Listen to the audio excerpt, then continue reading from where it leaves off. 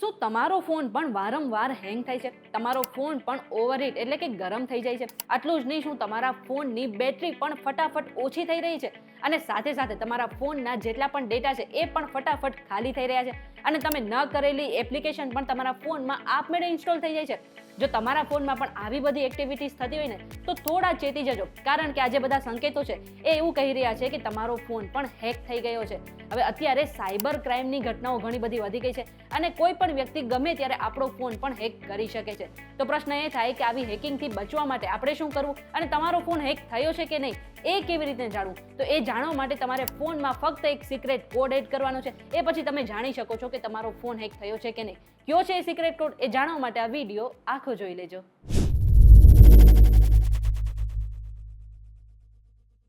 તમે આવી ગયા છો વીટી ડિજિટલ પર. શોનું નામ છે ન્યૂઝ પ્લસ ને મારું નામ છે મેઘા. હવે સામાન્ય રીતે આપણે બધાએ હેકિંગ વિશે તો સાંભળ્યું જ હશે.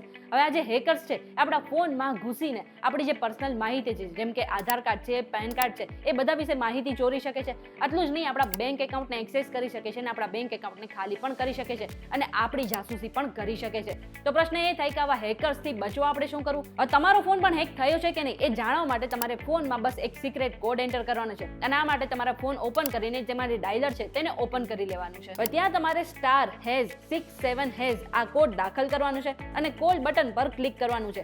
આટલું કરતાની સાથે જ તમારા ફોન પર જે ઘણી ડિટેલ્સ છે એ સ્ક્રીન પર તમને જોવા મળશે.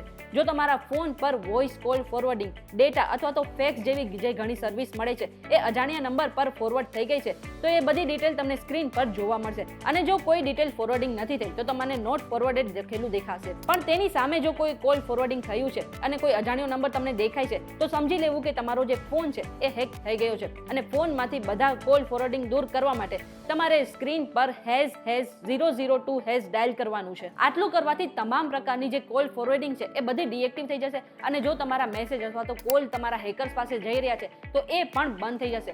આ સિવાય જો તમને એવું લાગે છે કે તમારો ફોન હેક થઈ ગયો છે તો પણ તમારે જે થોડા ટ્રિક્સ છે અજમાવી લેવી જોઈએ. સૌથી પહેલા તો જો તમને એવું લાગે છે કે તમારો ફોન હેક થયો છે તો ફટાફટ જેટલી પણ એપ્લિકેશન છે એ બધાના પાસવર્ડ તમારે ચેન્જ કરી લેવાના છે.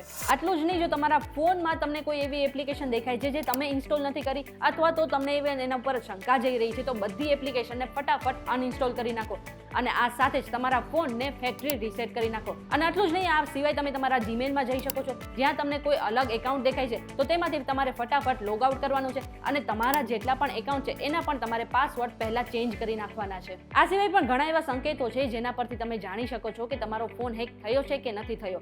સામાન્ય રીતે જ્યારે પણ આપણે કોઈ પણ એપ્લિકેશન યુઝ કરીએ છીએ ત્યારે આપણા મોબાઈલ સ્ક્રીન પર તેના સાઇન દેખાય છે, તેના પરથી પણ તમે અંદાજો લગાવી શકો છો.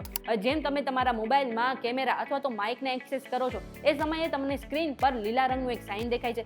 પરંતુ જો તમે તમારો ફોન એમને પડ્યો છે અને કેમેરા અથવા તો માઇકને એક્સેસ નથી કરી રહ્યા એમ છતાં પણ તમને સ્ક્રીન પર જો લીલા રંગનું સાઇન દેખાય છે તો તમારે સમજી લેવું જોઈએ કે તમારો જે ફોન છે એ હેક થઈ ગયો છે. આટલું જ નહીં, જો તમારા ફોનની બેટરી વારંવાર ઉતરી જતી હોય, ફટાફટ ઉતરી જતી હોય, તમારો ફોન ગરમ થતો હોય અથવા તો હેંગ થતો હોય ને તો પણ એવું બની શકે છે કે તમારો જે ફોન છે એ હેંગ થઈ ગયો છે. એટલા માટે તમારે ફટાફટ તમારા ફોનને ફેક્ટરી રીસેટ કરી નાખવો જોઈએ.